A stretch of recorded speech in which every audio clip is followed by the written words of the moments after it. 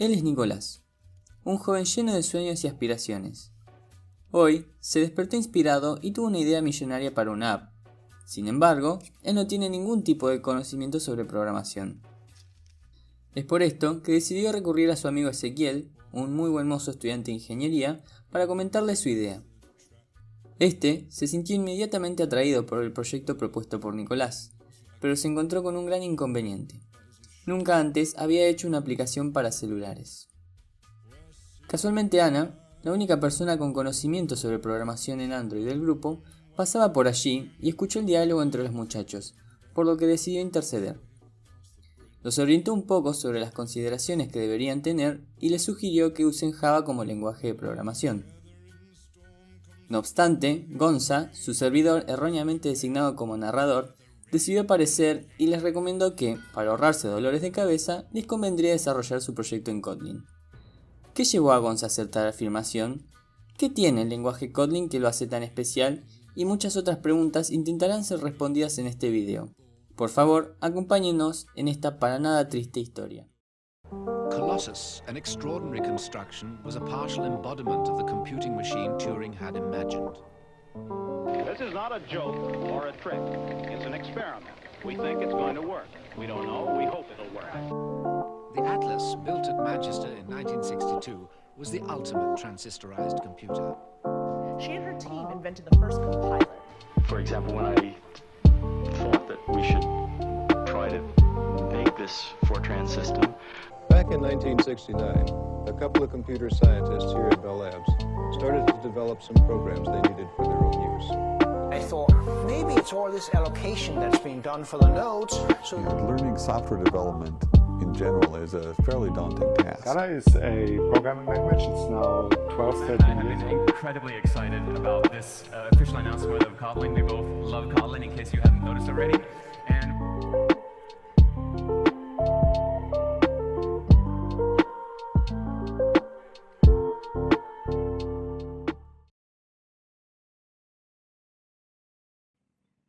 Hola, ¿qué tal? ¿Cómo andan? Mi nombre es Gonzalo Martínez Sastre y voy a ser el encargado de hacer una breve introducción a este lenguaje de programación que día a día está ganando más adeptos y de a poco se está convirtiendo en uno de los más utilizados a nivel mundial.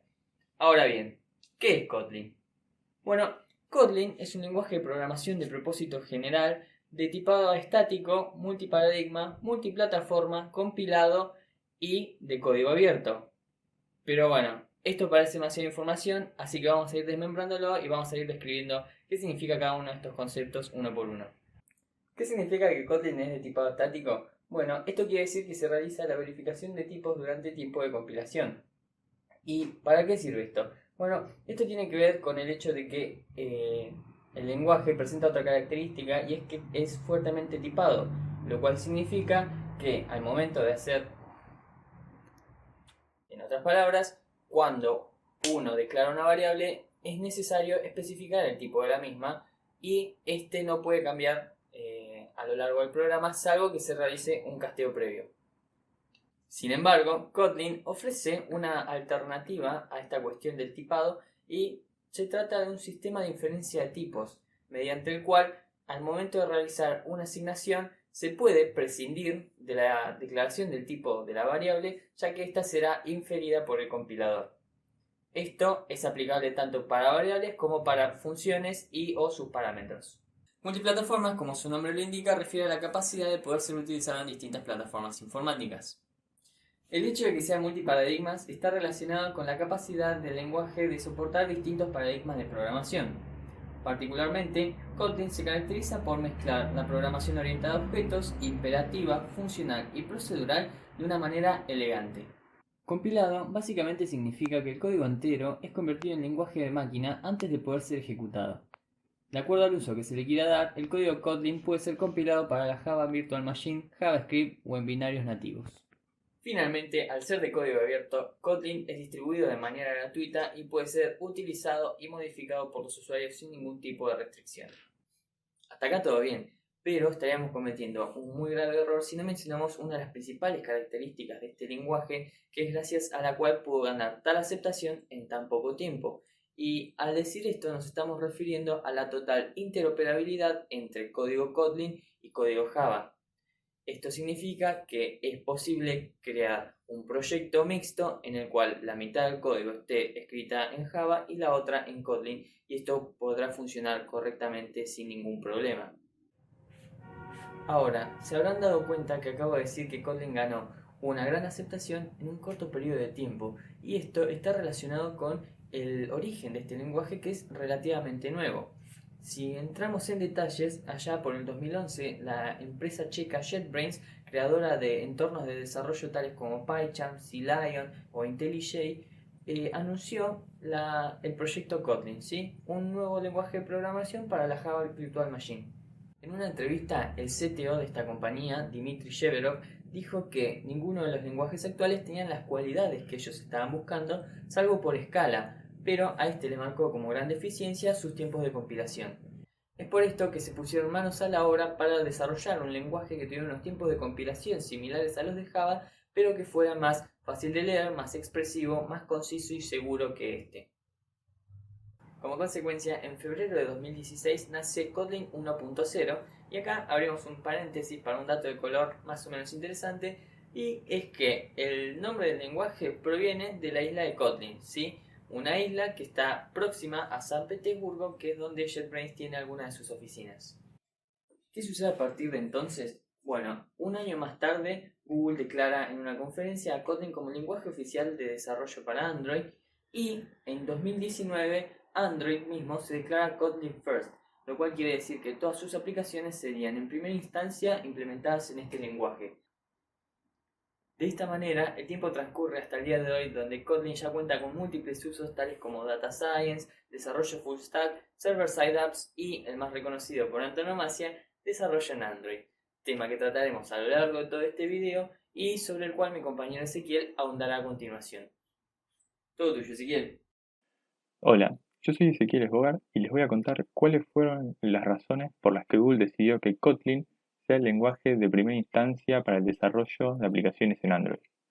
Kotlin tiene una sintaxis más compacta y argumentativamente más legible y menos verbosa que Java. Al ser más moderno, soporta el uso de funciones lambda y funciones como ciudadanos de primera clase de forma nativa, además de mecanismos como lo son el null safety, que será explicado más adelante, pero permite darnos cuenta en tiempo de compilación de posibles errores causados por referencias nulas, ya que todos los tipos de datos por defecto no pueden valer nulo.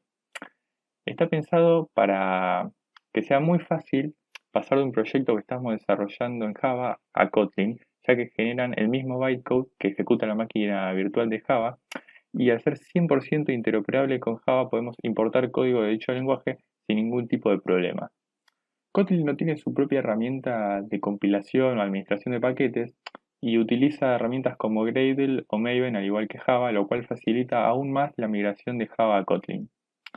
Además, está plenamente integrado con varias de las herramientas más populares hoy en día para el desarrollo de software, como lo son Android Studio o IntelliJ. Para poder mostrar diferentes características y el potencial de Kotlin, decidimos implementar una aplicación para Android, en particular una adaptación del juego de cartas llamado The Mind, para poder explicar y mostrar las diferentes características más representativas del lenguaje. Es un juego cooperativo de 2 a 9 jugadores, donde los jugadores reciben cartas con números del 1 al 100, y la idea del juego es que todos los jugadores, sin ningún tipo de señas o comunicación entre ellos, vayan colocando las cartas una arriba de la otra en orden ascendente, y cada ronda termina cuando todos los jugadores se quedan sin cartas. La cantidad de cartas partida va aumentando conforme los jugadores van superando niveles, y si alguien juega una carta cuando otra persona tenía una menor en su mano, todo el equipo pierde una vida. Bueno, si eso es todo, empecemos con Kotlin.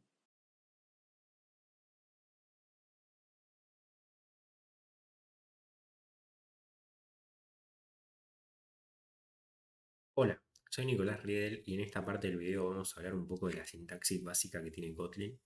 Así que nada, sin perder más tiempo, arrancamos.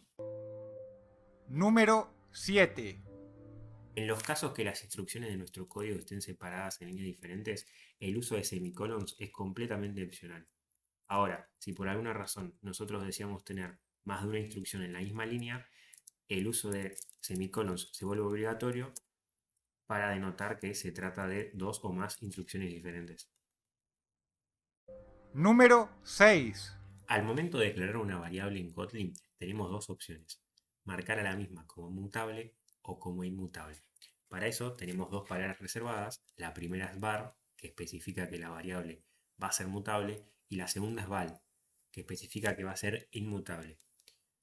¿Qué significa cada cosa? Bueno, que sea mutable significa que su valor va a poder cambiar a lo largo de la ejecución del código, y que sea inmutable significa que su valor se va a mantener constante.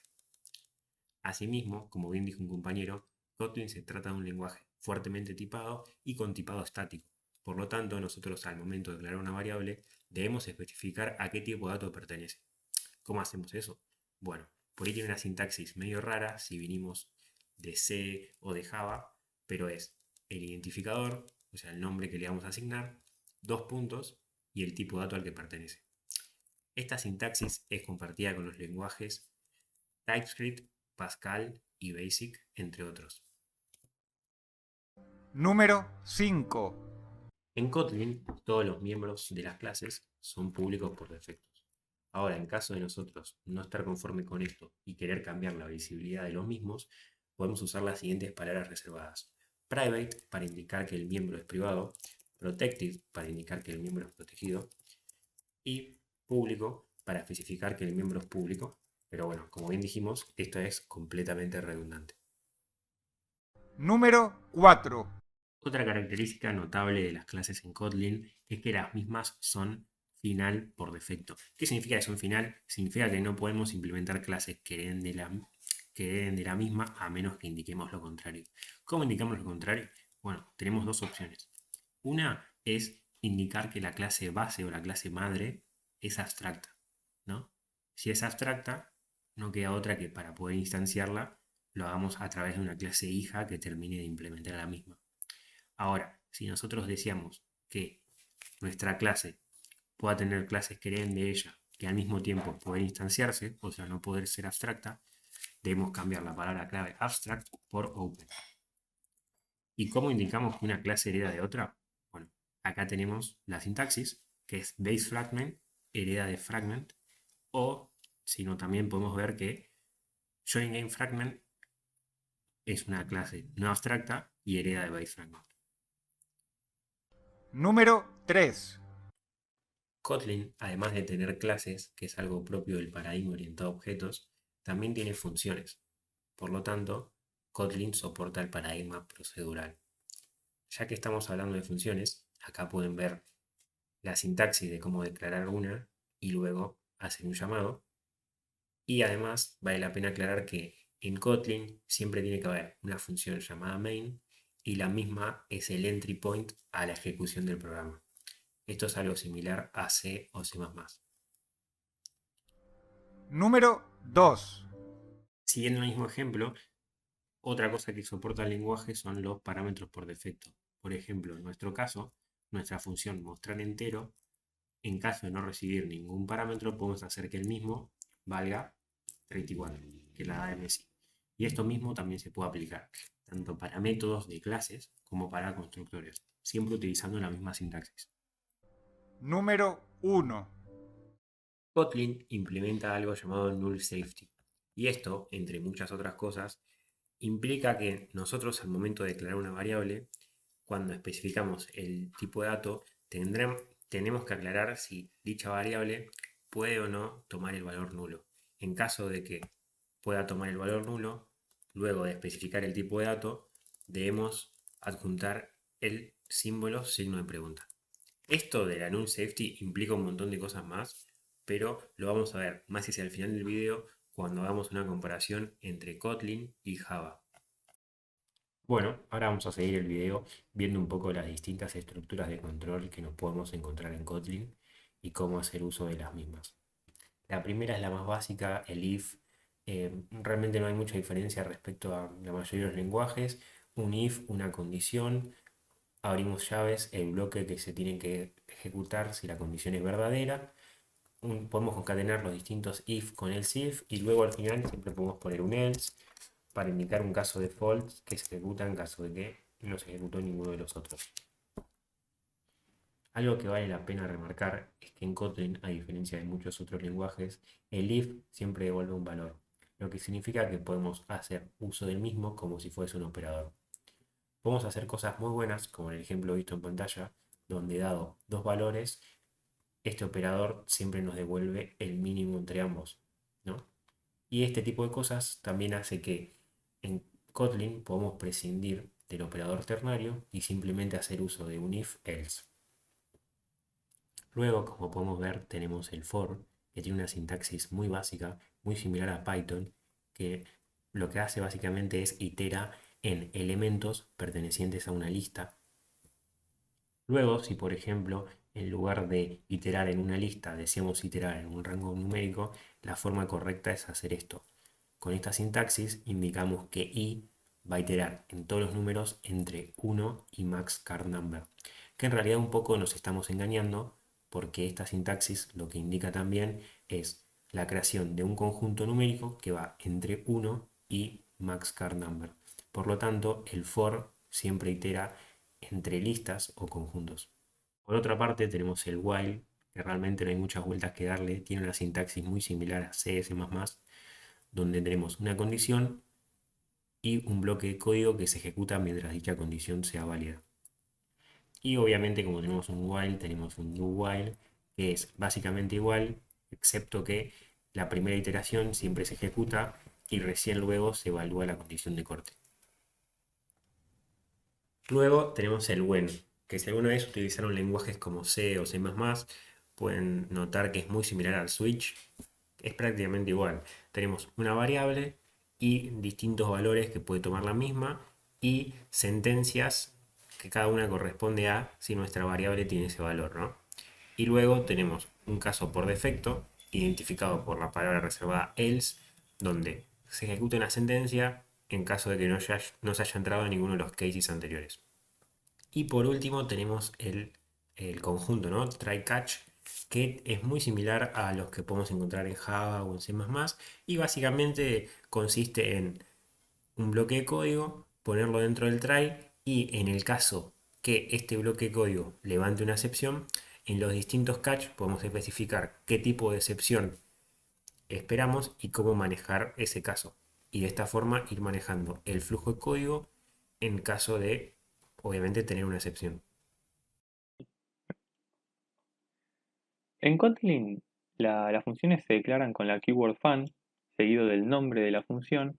Luego, entre paréntesis, se especifican los argumentos, seguido de 2 puntos y el tipo de dato de ese argumento. Y luego de los paréntesis, lo que se especifica es el tipo de retorno de la función. No necesariamente todas las funciones tienen que retornar algo, como por ejemplo esta. En estos casos, lo que se devuelve es un tipo de dato unit, que el análogo en C, por ejemplo, sería el void, por decirlo de alguna manera, pero es redundante y no hace falta escribirlo. Kotlin nos permite agregarle funcionalidades a una clase sin necesidad de modificarla. Esto es gracias a las denominadas funciones de extensión o extension functions.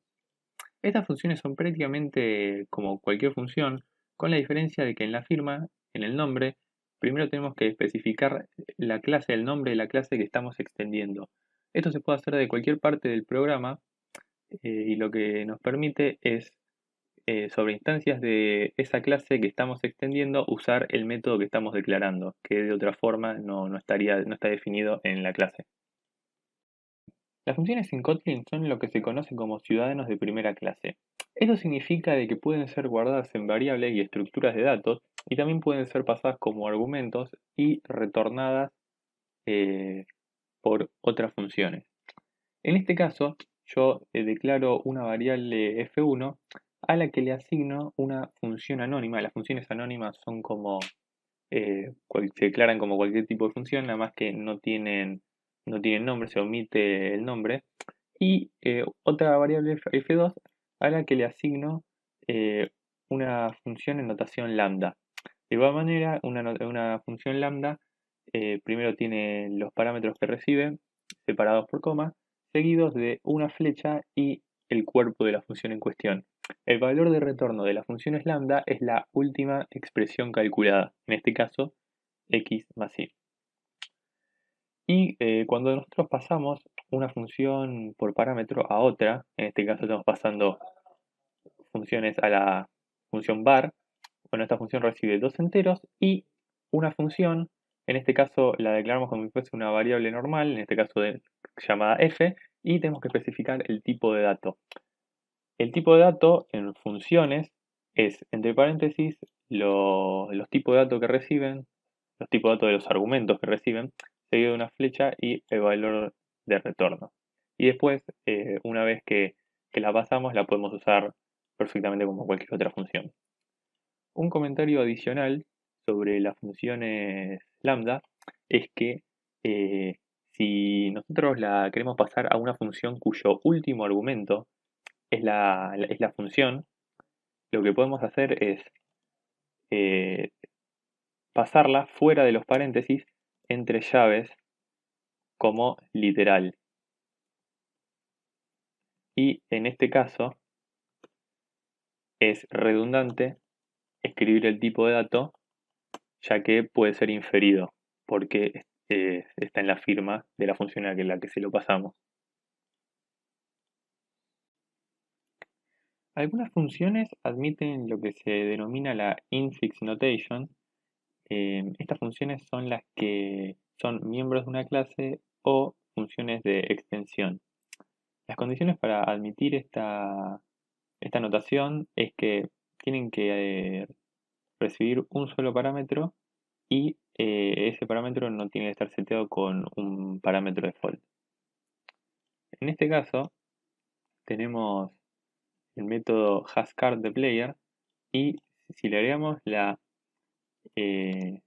keyword infix adelante, bueno, en este caso me deja porque esta función cumple las condiciones para ser llamada con la notación infix, y si vamos al lugar donde la llamamos, lo que nos permite es, nosotros acá tenemos que tenemos una instancia de clase player que llama en la función hasCard y le pasa una carta, en este caso un entero. Lo que podemos hacer es borrar el punto y los paréntesis dentro del cual le pasamos el argumento, y esto funciona sin ningún problema. Bueno, llegó el momento de adentrarnos en el tema de las clases, que si bien a simple vista pueden resultar similares en sintaxis a las de otros lenguajes, Kotlin tiene una serie de features en este campo que resultan muy interesantes. Es por esto que vamos a usar 4 ejemplos de nuestro proyecto final con el objetivo de explicar la mayor cantidad de conceptos relacionados a esto posibles. En primer lugar, como se puede observar en estos momentos, la aplicación funciona correctamente pero carece de sonido, así que vamos a tratar de agregárselo. Para ello, vamos a hacer uso de la clase SoundPool del framework de Android, que si bien tiene varios métodos, los que nos interesan en estos momentos son pocos. Es el tema de la inicialización, load para cargar un sonido, play y release para liberar recursos. Así que vamos con eso. Para comenzar, vamos a empezar por definir nuestra clase, ¿sí? Para ello vamos a usar la palabra reservada class, el nombre de la clase y los parámetros del constructor principal, que en este caso va a recibir el contexto sobre el cual se va a inicializar el SoundPool. Cabe destacar que si los parámetros recibidos son antecedidos por las palabras reservadas val o var, son tomados además como atributos de la clase. Además, el constructor primario no puede tener código dentro, sino que toda la lógica de inicialización debe estar en un bloque de código aparte antecedido por el keyword init, como se muestra a continuación. En esta parte vamos a adelantar un poquito el código porque no nos interesa realmente lo que está pasando, pero básicamente se está inicializando el SoundPool, que bueno, de acuerdo a la versión de Android, los métodos que se deben utilizar para esto, pero nada de otro mundo. Algo que nos quedó pendiente de lo que veníamos hablando es que una clase puede tener más de un constructor, y en caso de tener constructores secundarios, estos se escriben poniendo la palabra constructor al principio y delegando al final de la firma todos aquellos parámetros que sean necesarios para la inicialización del constructor principal, como se está mostrando en esta imagen que se ve acá. Llegado a este punto vamos a querer tener una estructura en la cual almacenar los sonidos que vayamos cargando y que luego sea fácil acceder a ellos. Para esto mismo vamos a crear una enum class que nos facilite el hecho de indexar los distintos sonidos, ¿sí? Así que vamos con eso. Como se puede observar, las enum classes están antecedidas por la palabra reservada enum. Además, cada constante de dicha clase es una instancia de la misma, por lo que es posible que además reciban parámetros. Entonces, en este caso, por ejemplo, podríamos jugar, si queremos, con los canales de salida del audio y agregar unos parámetros que modifiquen el sonido de salida por derecha y por izquierda. Pero bueno, como no es lo que queremos, lo descartamos claramente. Otro dato que también está bueno mencionar es que cada clase enum puede definir sus propias clases anónimas. Estas son clases que no tienen la keyword class adelante. Entonces, en este caso, por ejemplo, se nos podría ocurrir que cada elemento del enum tenga su propia implementación del método volume_up y quedaría algo más o menos así, como se está viendo acá. En este caso sí es necesario el uso del punto y coma para separar las constantes de los demás miembros de las clases. Bueno, una vez ya implementado esto, tranquilamente podemos generar el map en el cual ir guardando los distintos valores que se cargan con el sound pool. Implementamos el resto de los métodos que nos interesan y lo incorporamos al proyecto final. ¿Cuál es el producto de esto? Este que se está viendo a continuación. Ahora el programa efectivamente tiene sonido. Con este ejemplo ya acabamos de ver lo que es la sintaxis básica de una clase y las enum classes de Kotlin. Pero ahora deberíamos hablar de algo que es muy importante para todo el tema de lo que es la programación orientada a objetos y es la herencia, ¿sí? Por defecto en Kotlin todas las clases heredan de any, lo cual quiere decir que vienen con los métodos equals, hashcode y toString ya definidos. Como dijo previamente mi compañero Nico, todas las clases y métodos son finales a menos que se coloque la palabra reservada open para habilitar la herencia y la sobreescritura respectivamente. Para este segundo ejemplo, además de la sintaxis básica en cuanto a herencia, vamos a ver una de las particularidades que ofrece Kotlin y es el tema de las sealed classes o clases selladas, que lo que hacen básicamente es limitar la herencia al módulo en el cual está definida la superclase. ¿Sí? De esta manera, si prestamos atención a este fragmento de código en el cual se encuentra la lógica de fondo de lo que sería el juego principal, podemos ver que hay varios atributos relacionados con unos pop-ups que saltan y si scrolleamos hasta el fondo nos encontraremos con aproximadamente 200 líneas de un código no tan lindo que posee la lógica de fondo de estos pop-ups. Entonces lo que vamos a hacer es extraer este código de esta clase y pasarla a una sealed class en donde tengamos una única clase pop-up de la cual hereden estos tres distintos tipos de pop-ups con los que se trabaja durante el juego. De esta manera definimos nuestra clase pop-up y procedemos a escribir el código correspondiente a la magia de inicialización de estas ventanas, que es una implementación común a todas las subclases de esta. Si prestamos atención, uno de los atributos de la clase cuenta con la palabra reservada lateInit delante, lo cual quiere decir que le hacemos una, entre comillas, promesa al compilador de que vamos a inicializar dicha variable en la proximidad. Y en caso de no hacerlo, saltará la correspondiente excepción. Mientras vemos cómo se termina de completar el código, hago un par de aclaraciones. Por ejemplo, todas las subclases de una clase sellada son conocidas en tiempo de compilación. Esto quiere decir que no pueden aparecer más subclases una vez que el módulo de la clase sellada ya fue compilado. Además, dicha clase es abstracta, por lo cual no puede ser instanciada directamente.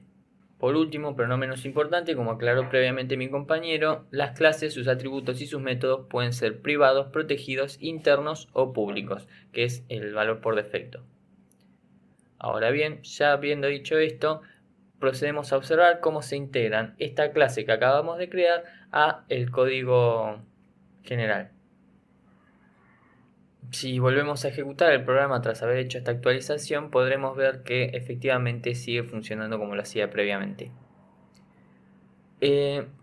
Ahora bien, pasemos a el anteúltimo ejemplo. En este caso es bastante corto y tiene que ver con el hecho de que es muy común cuando se trabaja con objetos que en algún momento surja la necesidad de tener un objeto contenedor, es decir, un objeto que solamente contenga variables, instancias de clases y ese tipo de cosas.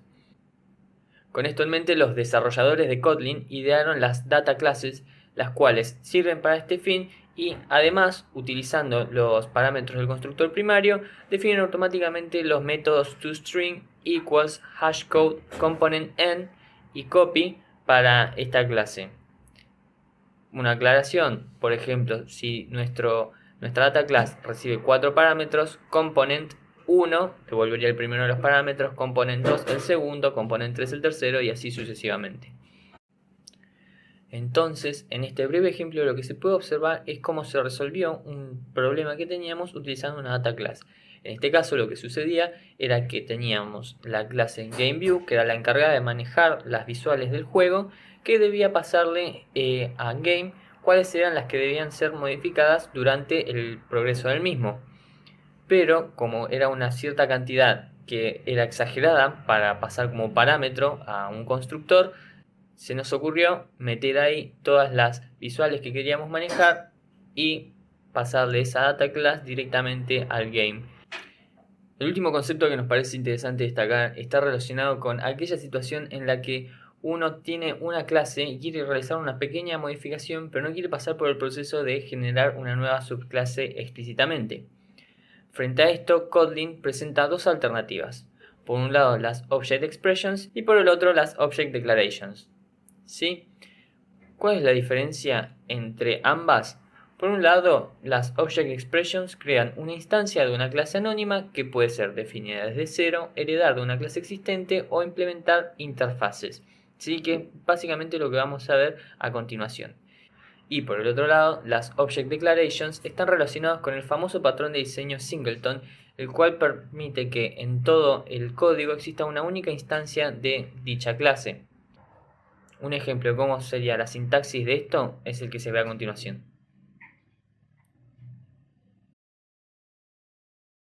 Volviendo a las Object Expressions, podemos mostrar un ejemplo de esta con un caso real del trabajo práctico que se puede observar, por ejemplo, cuando en la UI uno hace doble clic sobre una carta y ocurre una acción.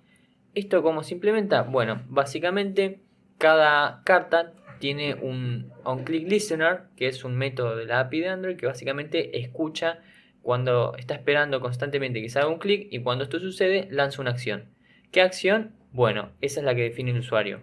Ahora bien, en este caso nosotros estamos trabajando con un DoubleClickListener que no es una clase nativa, sino que está implementada por nosotros mismos, que si vemos la misma hereda de onClickListener y básicamente lo que hace es entre clic y clic calcula el delta y si es menor a un X tiempo se toma como que un doble clic.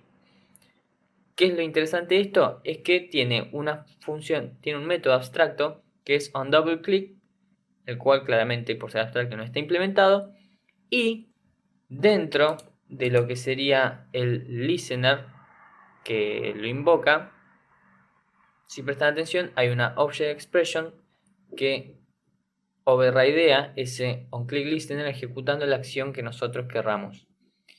Esto es básicamente un ejemplo bastante sencillo de cómo utilizar esto.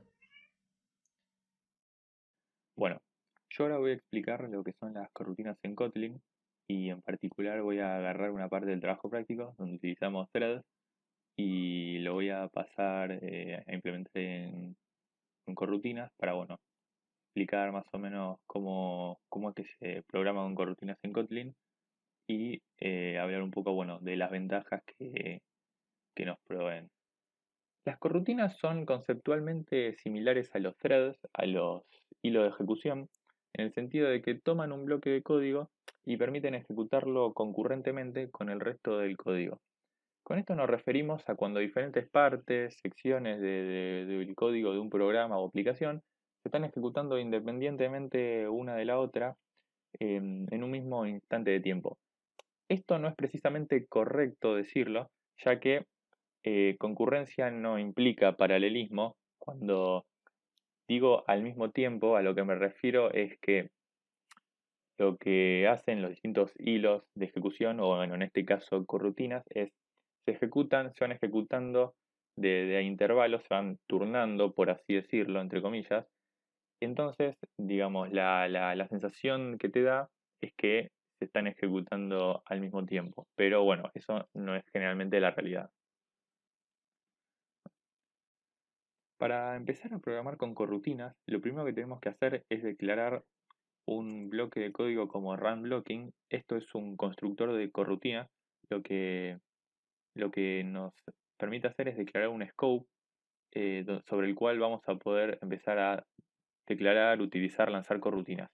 Esto se puede hacer de esta manera, o una que es más elegante es mismo en la firma de la función podemos declararlo, y bueno, el scope de corrutina que nosotros le estamos declarando con run blocking abarca todo el método run. Y bueno, ya acá dentro de la función run podemos empezar a lanzar corrutinas. Las cortinas por defecto se lanzan con launch, de la igual manera que nosotros acá lanzamos thread con thread y el código que queremos ejecutar dentro de llaves. Bueno, las corrutinas se lanzan con launch y dentro de llaves el bloque que queremos ejecutar. En este caso, nosotros estamos ejecutando la función message loop con un thread, o lo vamos a pasar a ejecutar con corrutinas.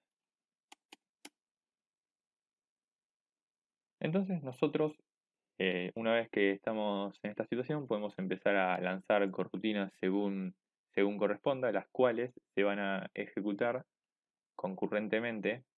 Y por defecto, como nosotros no les estamos pasando ningún parámetro, después vamos a ver que se le pueden pasar parámetros, se están ejecutando sobre el thread subyacente, que es el que empezó a ejecutar el método run.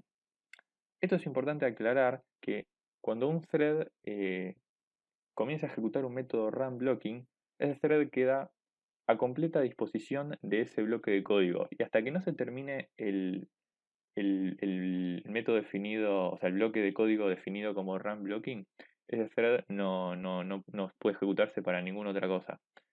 Esto es importante tener en cuenta, ya que nosotros no podemos hacer esto en el thread principal del programa, ya que si el thread principal del programa queda bloqueado en run blocking, hasta que no termine de ejecutarse esto, la UI no se puede actualizar. Así que estamos en la obligación de todas formas de lanzar un thread que, bueno, ejecute este código, pero bueno, a partir de acá ya podemos empezar a trabajar con corrutinas.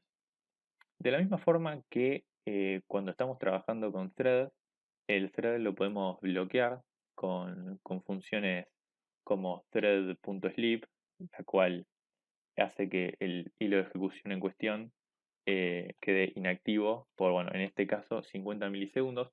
Esto hay que tener mucho cuidado porque recordemos que ahora todas las corrutinas que lancemos van a estar ejecutándose sobre el thread que está ejecutando sobre un solo thread, que es el de la función run. Ya no tenemos diferentes threads, porque las corrutinas se construyen, están construidas sobre una capa por encima de los threads. En este caso estamos usando el thread que comenzó a ejecutar el método run, y sobre él estamos ejecutando las diferentes corrutinas.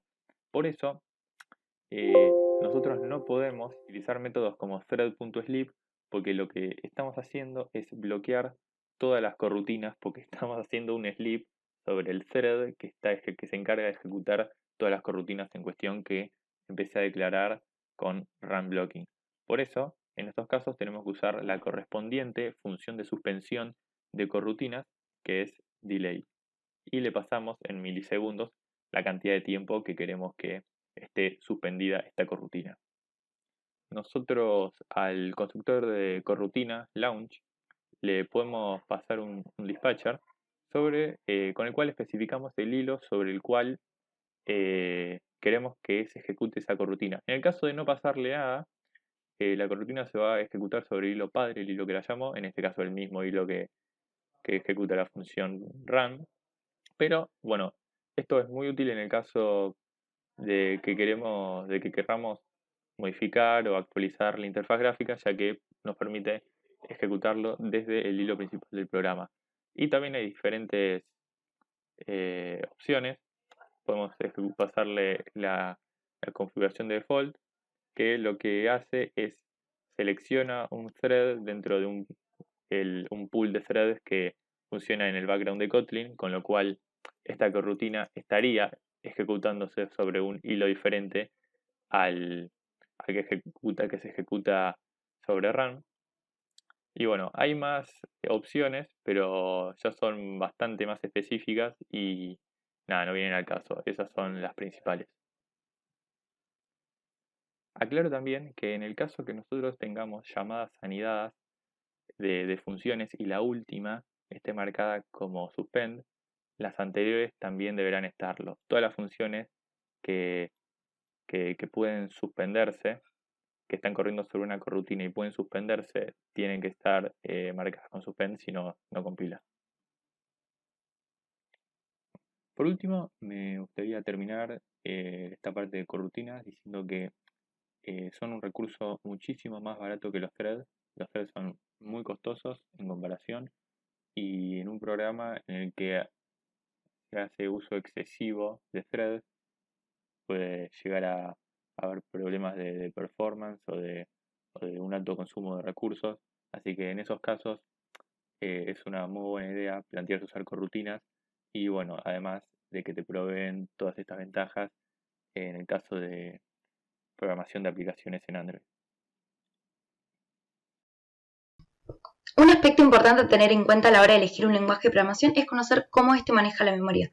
Android junto a Kotlin nos ofrecen algo conocido como entorno de memoria administrada o garbage collector. Básicamente, lo que hacen es hacer un seguimiento de cada asignación de memoria y posteriormente determinan cuándo esa memoria no es más utilizada y la liberan, sin necesidad alguna de que intervenga el programador. Tiene dos objetivos principalmente, que van a ser encontrar todos los objetos que no van a ser más utilizados a futuro y encontrar los recursos que esos objetos están utilizando. El heap de memoria es generacional. Quiere decir que se va a realizar un seguimiento de diferentes depósitos de asignaciones según tamaño y duración esperados del objeto que se está asignando. Cuando un objeto permanece el tiempo suficiente en una generación, lo que se va a hacer es promoverlo a una generación anterior y posteriormente se lo promueve a una generación permanente. Por ejemplo, un objeto recientemente asignado se encuentra en la generación young. Cada generación del heap tiene su propio límite máximo para la cantidad de memoria que los objetos pueden ocupar. Cuando esta generación se comienza a llenar, lo que va a hacer el sistema es invocar a este evento de tipo de recolección de elementos no utilizados a fin de liberar memoria. Una característica de este evento es que no puede ser invocado por el programador, sino que el propio sistema tiene sus criterios para determinar cuándo va a ser invocado para no afectar el rendimiento de nuestra app. Sin embargo, nosotros como programadores lo que podemos hacer es forzar al sistema a invocar a este evento de recolección de elementos muchas veces. Por ejemplo, si tenemos un código como el que se ve en pantalla, que es un bucle, y dentro de una asignación de variables, lo que va a pasar es que se va a generar mucha basura y el sistema se va a ver obligado a invocar este evento de recolección de elementos no utilizados muchas veces.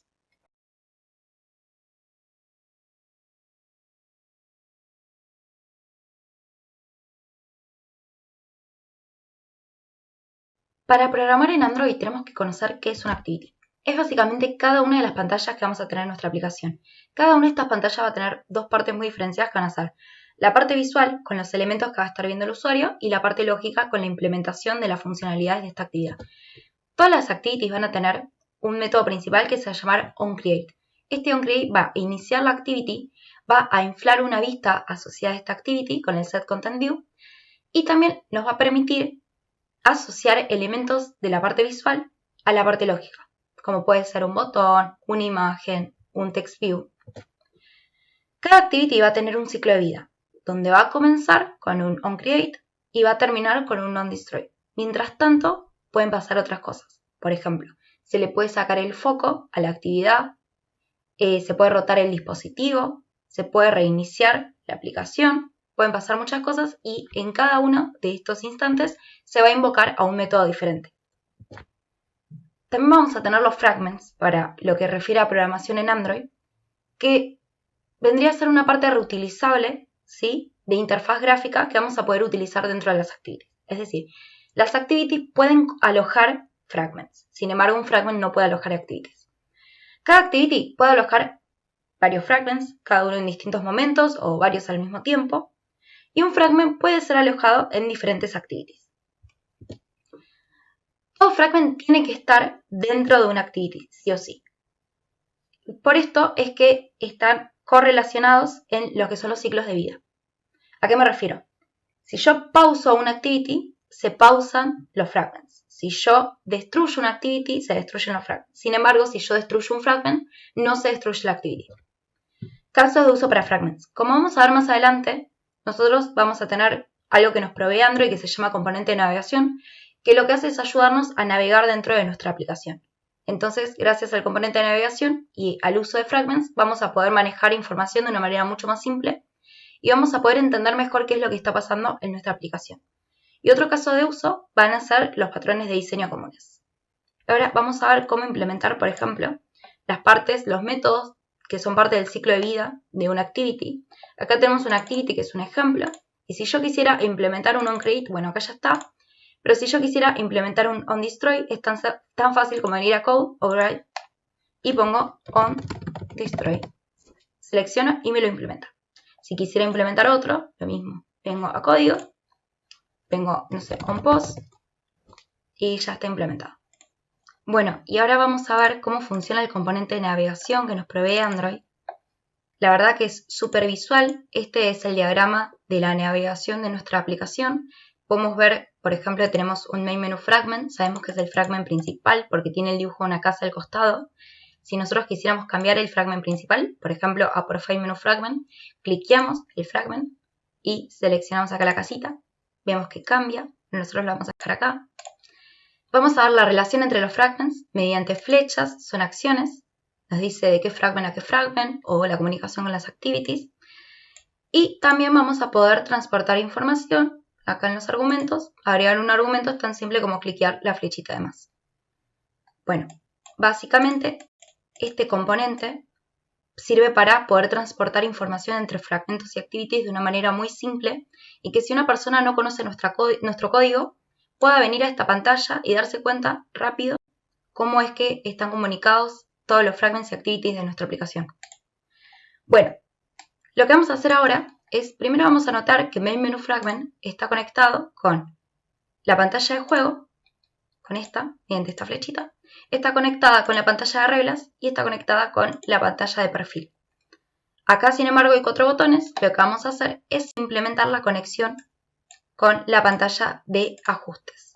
Vamos a venir primero al layout. Nosotros sabemos que cada fragment activity va a tener dos partes. Va a tener una parte lógica y una parte visual. La parte lógica va a estar acá, en esta carpeta de Java. Y la parte visual va a ser un layout. Va a estar en la parte acá de layout. Entonces vamos a venir a la parte visual de mi menú. Vemos acá un botón de ajuste. La verdad que no tiene funcionalidad. Entonces vamos a cambiarle. Vamos a cambiarle el nombre por poner y vamos a implementarlo de cero. Entonces acá lo que vamos a hacer es ponerle que este es un botón de logros, por si lo queremos implementar a futuro. Y acá vamos a agregar un botón con una imagen que va a llevarnos próximamente a la pantalla de ajustes. Entonces esto va a ser un botón. Vamos a quitarle acá el style, le vamos a poner un nombre, el ID que lo identifica, que después cuando nosotros queramos interactuar con ese botón, queramos decir cuando escuchemos un clic, podamos identificar qué elemento del layout es. Vamos a llamarlo botón de ajustes. El botón figura en rojo porque todo elemento de layout necesita sí o sí un largo y un alto. Entonces vamos a implementar eso. Vamos a implementarle un S40 SDP y vamos a implementarle, ahí, alto 40 SDP. Bueno, SDP es una medida que se utiliza para garantizar compatibilidad. Ahora vamos a ver un poquito más de eso. Vamos a implementarle un fondo con un color. Vamos a implementarle una imagen. Settings. Vamos a implementarle la gravedad. Lo que estamos haciendo acá es diciendo este botón va a estar situado desde arriba, top, al final, teniendo en cuenta que escribimos de izquierda a derecha. Este es CRC, manda error porque es CRC Compact. Y vamos a ponerle márgenes. Uno desde arriba, que va a ser de 108 SDP. Y por acá vamos a meterle otro margen de costado de 20 SDP. Y ahí estaría nuestro botón. Este botón, la idea entonces es que implementemos la funcionalidad para que cuando lo cliquemos vaya a la pantalla de ajustes. Esto, ahí. Bueno, ¿qué pasa acá? Como que me hace ruido a mí, es que si nosotros vemos, por ejemplo, este margen, que, no sé, acá también tiene ese margen, vemos que acá es como el cuarto elemento, cuarto atributo de nuestro elemento, y acá es como de los últimos, entonces eso me hace ruido, como que yo quiero venir acá y ver rápidamente cuáles tienen un margen de costado y me marea.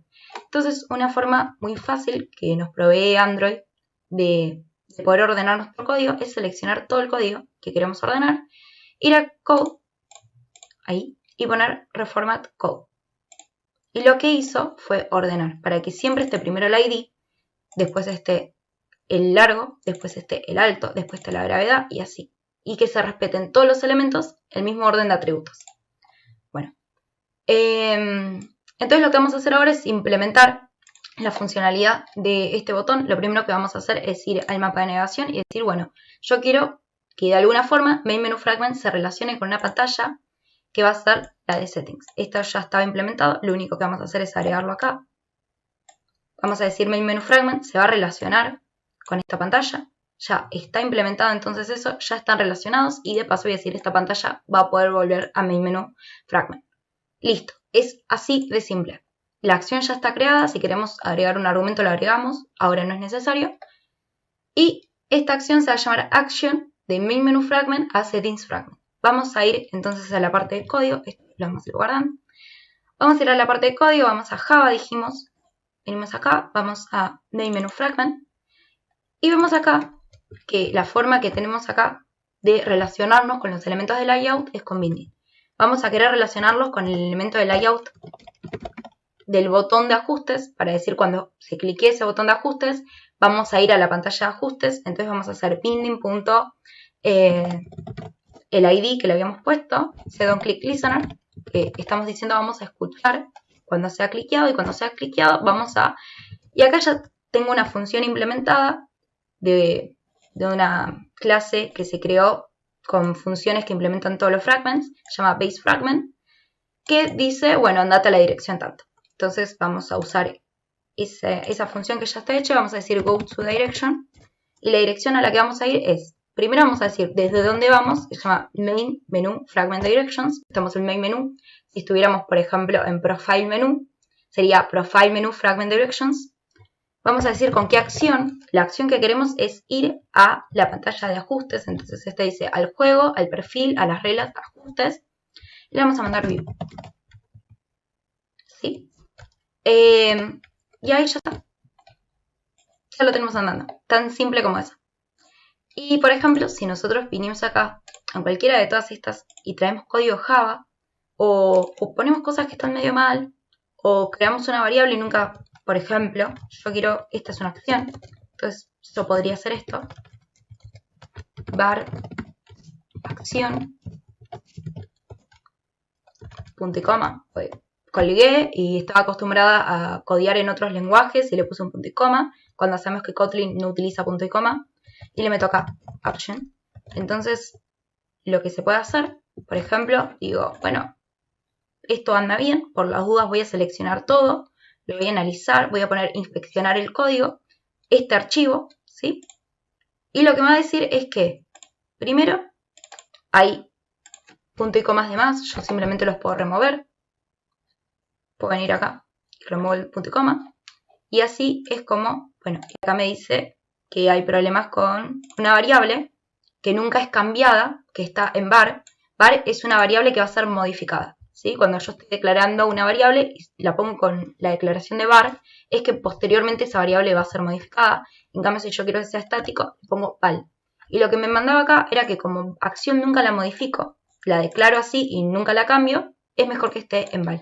Entonces, no solo nos acomoda el código, nos da este componente de navegación que nos ayuda a entender el movimiento de los fragments y el movimiento de información, sino que también, si nosotros ponemos a analizar el código, nos va a quitar todo lo que esté de más o que esté mal. Nos va a encontrar posibles errores, puntos y comas, variables que declaramos mal, como estamos viendo ahora. Y bueno, esto es un poquitito de todo lo que nos provee Android para código y para layout. También me gustaría agregar, por ejemplo, nosotros tenemos esta pantalla, pero yo la estoy visualizando para un píxel. Si yo quisiera visualizarla para otro tipo de celular, yo lo que hago es venir acá a la parte de diseño, de layout, selecciono la pantalla que quiero utilizar, por ejemplo, un Pixel 4, y puedo ver cómo se va a ver mi layout en esa pantalla. Yo quiero, por ejemplo, un Pixel 4 XL, voy a seleccionar así y voy a poder ver cómo se vería esta pantalla en un Pixel 4 XL y así sucesivamente. Bueno, eso sería todo por ahora. Una de las herramientas que tuvimos que utilizar a lo largo del TP fue Firebase. ¿Qué es Firebase? Firebase es una plataforma desarrollada por Google para el uso en el desarrollo de aplicaciones web y mobile. Está integrada con Google Cloud y nos ofrece APIs muy ricas en diferentes lenguajes. Pero bueno, en el caso de este TP, a nosotros nos interesa el caso particular en Kotlin. Y en Kotlin nos ofrece APIs con los siguientes servicios. Una API para autentificación de usuario, poder permitir que el usuario se loguee con Facebook, con Twitter, con lo que quiera, y de paso validar que se trata de una persona física. Nos ofrece 3 APIs para base de datos, que son Real Time Database, Storage y Firestore, que depende de nuestras necesidades, podemos elegir cuál utilizar. Nos ofrece una API muy rica en Machine Learning, que nos permite cargar nuestros modelos entrenados, nos permite el uso de bibliotecas como Keras de forma remota, y también nos permite utilizar modelos ya entrenados por Google para analizar imágenes, para analizar texto, para traducciones. Realmente es muy buena. Y también nos permite una API de Cloud Function, que es ejecutar funciones implementadas por nosotros de forma remota en los servidores de Google. Pero bueno, en este TP, se me fue la diapo. En este TP nosotros utilizamos Real Time Database. ¿Qué es Real Time Database? Nos ofrece una base de datos no SQL en tiempo real, con muy baja latencia y permite múltiples conexiones en simultáneos. ¿Y para qué utilizamos Real Time Database en el TP? Bueno, para implementar el juego online, ¿no? O sea, tenemos baja latencia, lo que nos permite la interacción dentro de la partida, y también tenemos una base de datos, lo que nos permite solucionar el problema del matchmaking y conectar a los distintos jugadores que desean unirse a una partida. Y bueno, ahora sí, yendo más hacia la parte del DP, la forma que tuvimos de trabajar con Firebase fue que una sola persona leyera la documentación, entienda cómo funciona la API y demás, y esa persona creó una serie de clases que encapsulen todo lo relacionado de Firebase para que el resto de las personas que esté trabajando en el TP se pueda abstraer de lo mismo y no perder tiempo entendiendo cómo funciona. Y bueno, luego, ¿cómo funciona la API del Real Time Database? Bueno, básicamente un Real Time Database tiene una estructura de JSON. Entonces lo que primero tenemos que hacer nosotros es obtener una referencia de qué nodo queremos escuchar o escribir. Para eso usamos esta sintaxis, que como bien dije tiene estructura de JSON, así que es muy fácil acceder a un nodo. Y una vez que tenemos eso, nosotros acá en nuestro caso particular estamos en una clase que encapsula, digamos, los movimientos que hay en una partida, ¿no? Entonces nosotros primero queremos también saber si otro jugador tiró o no una carta, o sea, realizó un movimiento, y para eso debemos setear un listener en el nodo que queremos, ¿no? ¿Y qué hace este listener? Bueno, en caso de que otro jugador tire una carta, lo que hace es lo agrega a una lista que nosotros tenemos de forma local, y en base a esta lista podemos implementar la lógica del juego. Análogamente, si nosotros realizamos una jugada, queremos que el resto de los jugadores se entere que se ha tirado una carta. Entonces, pusheamos un valor en dicho nodo. Bueno, llegó el momento de hacer la comparación obvia, de comparar Java con Kotlin. Como bien adelantó un compañero al principio del video, Kotlin nace un poco para interoperar con Java y para de a poco ir reemplazándolo. ¿De qué nos sirve que sea interoperable?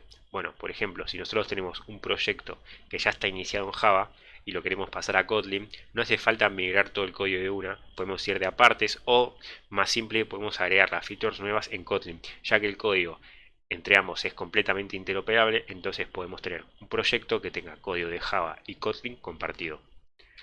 Pero bueno, vamos a lo importante. ¿Qué ventajas nuevas nos trae Kotlin? Bueno, en comparación con Java, Kotlin requiere mucho menos código, o sea que podemos hacer lo mismo con menos instrucciones, con menos sentencias. Además, la curva de aprendizaje es mucho más rápida, más si se viene de Java, nos vamos a dar cuenta que podemos hacer todo mucho más rápido, mucho más simple y mucho más conciso, lo podemos entender más fácil. Y lo último, que es lo más importante, es que el código en Kotlin es mucho más robusto que en Java. Esto es debido a que Kotlin trae algo llamado null safety. ¿Y qué ventajas tiene esto frente a Java? Bueno, uno de los errores más comunes en Java es tener una null pointer exception, que eso es cuando queremos acceder a un atributo que apunta a una referencia nula, ¿no? Y esto obviamente interrumpe la normal ejecución de nuestro código y nos trae problemas. ¿Y cómo nos salva de este problema Kotlin? Bueno, eso lo vamos a ver ahora con código del TP. Bueno, primero hacemos uso del operador signo de pregunta, que como bien especificamos en la parte de sintaxis del video, con el mismo especificamos que nuestra variable, en este caso playerID, puede tomar como valor un string o el valor nulo. Entonces, en el caso de que tomemos la responsabilidad de que una variable pueda tomar el valor nulo, como en este caso, luego debemos hacer los chequeos correspondientes para verificar que si es nulo hacer algo y si no hacer otra cosa. De todas formas, el Kotlin nos protege de esto, y si nosotros no hacemos los chequeos, el código no compilará, Android Studio nos tirará los diversos warnings, etc. Así que estamos mucho más protegidos que en Java. Una alternativa a hacer la validación con if de si una instancia o una clase es una referencia a nulo o no, es hacer algo que nos aporta Kotlin, que llamamos safeCall. ¿Cómo hacemos esto? Bueno, tenemos que recurrir nuevamente al operador signo de pregunta, y lo que estamos haciendo en este caso es, si playerState en la posición playerID es distinto de nulo, entonces accedemos al campo texto. Ahora, en el caso contrario, si esto es nulo, entonces toda esta línea no se ejecuta. Y por último tenemos el operador doble signo de exclamación, que el mismo lo que hace es que el código tenga un comportamiento más similar a Java, donde en caso de que esto sea nulo y nosotros intentemos acceder a un miembro de dicha instancia, el código lanzará una excepción. Bueno, vamos a continuar el video hablando un poco de las estadísticas de Kotlin. Para eso vamos a estar utilizando una encuesta realizada en el año 2020 por la página Stack Overflow, y dicha encuesta la vamos a dejar adjunta a este video. Bueno, primero podemos observar que Kotlin se encuentra en el lenguaje número 13 en popularidad. Esto realmente es bastante notable, ya que el mismo fue lanzado en 2016 y en esta lista se encuentran compitiendo con algunos lenguajes que tienen más de 40 años. Luego podemos observar que Kotlin se encuentra entre los lenguajes más amados, donde el 63% de los desarrolladores que lo utilizan lo recomiendan. Lo mismo, es una tecnología muy nueva y sin embargo la gente que lo utiliza está conforme. Y por último, podemos observar que Kotlin viene creciendo en popularidad a pasos agigantados, donde en 2019 se encontraba en el puesto 16 de popularidad, en 2018 se encontraba en el puesto 22, y en 2017 ni siquiera entraba en el ranking de los 25 más utilizados. Por lo tanto, de esto podemos sacar una conclusión. Kotlin viene creciendo en popularidad y la gente que lo utiliza está muy conforme. Por lo tanto, se puede considerar como una herramienta muy buena, muy útil y completamente competente para este año 2021.